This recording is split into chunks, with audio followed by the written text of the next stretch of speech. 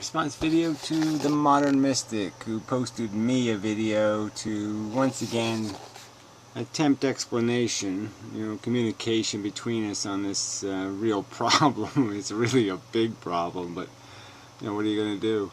Of why he sees nothing to fear, nothing to fret about, nothing to be too concerned with the idea of the sensations we feel having qualia, or having meaningful value, weight. They are, from his perspective, purely synthetic, purely aberrations of perception, like the idea of free will. So he's almost saying they're frauds and they're lies, that they have no substance in any real way at all. They're nothing, they're vacuous, they're delusions even. They're just misperceptions in a way. We have been fooled into thinking we're feeling when we're not really feeling, kind of thing, essentially. Like I said, that they are as unmeritorious as the notion of a free will. And so he makes this argument because he says there's no free will because there's no person, no one single entity that could possibly be making choices. I would argue that there's no free will, not because there's no person, but because there's no free. There's no place you can derive a will from. It has to come from something. And the something, in my opinion, is these programs that are part of a collection of programs that we call an entity, a me, a you, a person. I don't need to use the word person. I don't need to call my brain a person. I like to be able to just call it person, my brain. I like me brain. I like the notion of even changing my legal name to me brain. Me programs, me concepts, me ideas, me neurological networks, whatever. I have no need to retain an idea of a person. But clearly we are collections of stuff. We are individual tornadoes. You don't call all tornadoes tornado, in the sense that they are individual tornadoes. They have an individual lifespan. They do an individual bit of damage. They are individually created by circumstances. And yes, they are all connected through the matter, through energy, but the connections are distant enough to give them their individuality, and for us to acknowledge their individuality, in a sense that the connections are so distant, so far from each other. Obviously I appreciate your video, but yeah, it didn't get me anywhere. I already knew basically what you just said. I already knew that you have negated the existence of suffering because I can't provide you with a little box, a little tribble from Star Trek that would do the ouchie, ouchie, ouchie, ouchie. That would show you the ouchie. That would be the constituent of ouch. That would somehow manifest the ouch. And yeah, I can't. And we've had the whole conversation. I mean, I acknowledge the fact that our brain creates a theater to create consciousness. That the whole thing is a manifestation of its function, and that it creates this in a space we can't see, a non-tangible and non-material space of associations. Maybe the same space in which the relationship between radiuses and circumferences exist in. Maybe the same space that mathematical theories exist in. It's a space we can't access. It's it's not a place we can go to and say, I can see the consciousnesses. It's like a transparent hologram. The hologram would be a material thing, correct? I mean, it would be a synthetic, a creation in a way, but I mean, it still would have a materialness to it. But what if I made it transparent? You know, it still theoretically exists, but now maybe I can't detect it because it's now integrated so deeply into the function of the substrate of the quantum mechanics of the universe. And so even though I knew it would be there, maybe I can indicate some reason why I know it's there, but it's transparent. It's visible. You know, so maybe consciousness. How many? I don't know how mechanical I have to get. And so I guess the only other example I know how to give is that as a computer programmer, I know I could make a computer synthetically mimic a human, but it would just be mimicking behavior. I can make it say ouch. I can make the screen go ouch, ouch, ouch, ouch, ouch, say a bunch of ouches. But I can't make a computer feel. I can't make it have a harmable self. There's no thing I could do. I could raise the temperature in the CPU, I can squeeze the wires, I can do lots of things to its function, but there's no way to harm it the same way because its senses wouldn't be built the same way. Its input-out devices aren't sense organs. They aren't integrated into the hardware with this idea of a sensation. And I think our brains, it was something developed really early in brain function, this mechanism of repulsion and attraction, this idea of creating or capitalizing and amplifying perhaps this idea of a positive and negative force. And so maybe the force exists in the very substrate of matter, and that it's a brain only amplifies what already exists in the matter. And maybe, I don't know, maybe all electricity is a very, very, very faint ouch.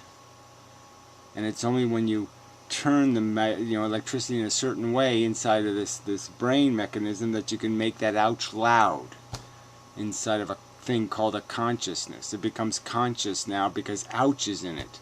Maybe the whole reason why we are conscious, we have the sensation of consciousness, sensation, is because of this creation of sensation, this creation of positive, attraction and repulsion. The forces of nature, explosion and gravity, particulation and then condensation. These are forces in the material universe, in the matter, and then now there's forces that have been, in a way, mimicked in our mechanical function. But again, I would argue that I can't synthesize it in a computer. I can't think of any way I could write the programs to make it know a self-interest, to make it know what a repulsion was. Not the theory of repulsion, not the idea of I shall be repulsed, and now say I'm repulsed, and now say I find this uncomfortable. Yeah, it could say the words, but it couldn't feel repulsion. I can't make it feel it. And so that, to me, just makes it obvious that there's something very different happening to me than what's happening to a computer. It's very similar, the program's running. It's very similar that it has input devices and output devices, but it's very dissimilar in this fundamental aspect that I can't make it know what it is to desire and what it is to be repulsed. I can't give it that. I can't think of any possible way of doing it. And but yeah, I guess even if I didn't have that argument, even if I didn't have any theoretical arguments to argue about the nature of consciousness, or some way that I can, I think, defend the fact that we do have a mechanism, the mechanism creates this phenomenon, and that gives it some credibility, I guess I would still argue that my own experience of it screams of its authenticity. It just doesn't matter whether it's an illusion. It doesn't matter that there's no person. It doesn't matter that it's just programs. I know it through experiencing it. And I know the power of the negative feeling and the positive feeling. And there's just no way that has no credibility. That isn't a significant event. That none of this matter, none of this other matter can do it. Just these active, alive brains can manifest this thing. And that's enough for me to say, this is a precious thing. This is a diamond. This is a unique thing. And besides being just unique, besides being rare, it's incredibly bizarre what it's doing. It's magnetism cubed. It's, I can't think of any physical phenomenon more incredible than this phenomenon. There's no other phenomenon more phenomenon-molecule than this fucking phenomenon. This is one hell of a fucking phenomenon compared to all the other material phenomenons taking place. I can drop some dish soap in some greasy water, and it's pretty amazing. All the grease goes flying away, and it's really interesting, and blah, blah, blah, blah, blah. I did a time lapse of a swimming pool with a little beach ball in it, and it just, the way the wind blew it around, it almost looked like it was alive. And so, yeah, it's a very interesting phenomenon. But it isn't close to what's going on in this shithole. And so, yeah, I wish I could jump to your side. I wish I could jump to your idea that, oh, really, Gary, don't give it any worry because, yeah, it's just an illusion. It's just bullshit in our heads, and it doesn't mean anything. But I can't make that rationally coherent in my head. It has no rational coherency. And I can't do it with the argument that because free will doesn't exist, sensation doesn't exist. Because I can negate the existence of free will without negating the existence of meaningful, conscious programs. The existence of a program that creates this illusion. Again, the fact that it is an illusion, the fact that it is a hologram, it's a bizarre thing that's taking place, that I can't detail the physics of it. But I'm experiencing the physics of it.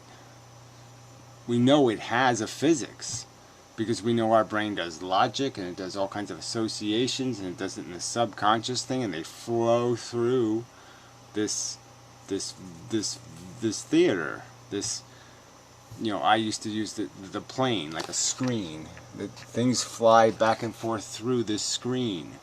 The input comes in, our output comes back out, and we see our own memories in our own perception, and it just keeps feeding crap into this conscious space. But the conscious space doesn't do anything. It's being fed by all the stuff that's feeding into it. And one of the things feeding into the conscious space are feelings.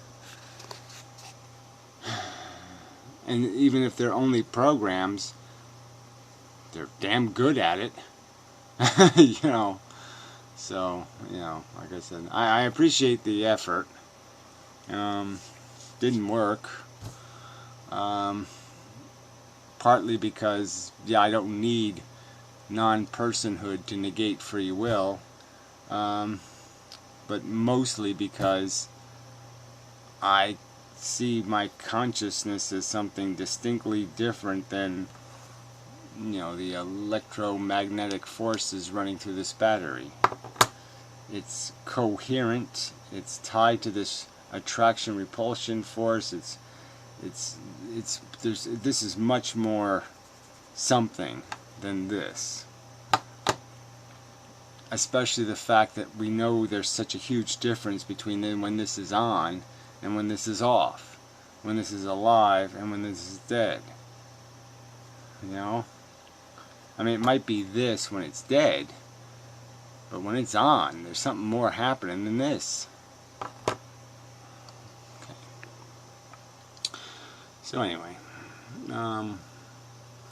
maybe I'll come up with a better argument, a better way to explain the little,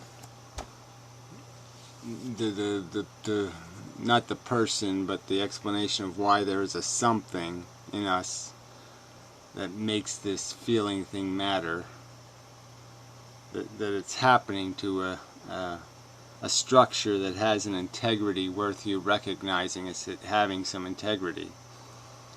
But again, that's what I sort of indicates here, is that there's, you know, your strict negation of even recognizing the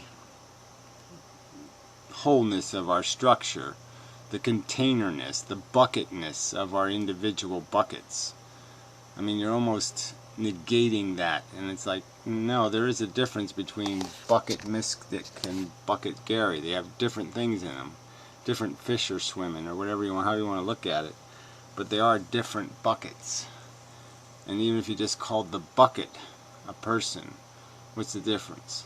It is, because it is a distinct thing. The buckets are containers. They are separated by distance. They're not non-individual. And just being, the fact that you could acknowledge that they are not non-individual would create the idea of something, if not a person, then something.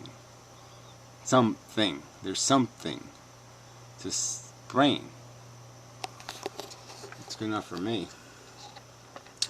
Anyway, no point in beating the dead horse and such. Yeah, that's all I got. I don't have anything new, so I got to think some more on it.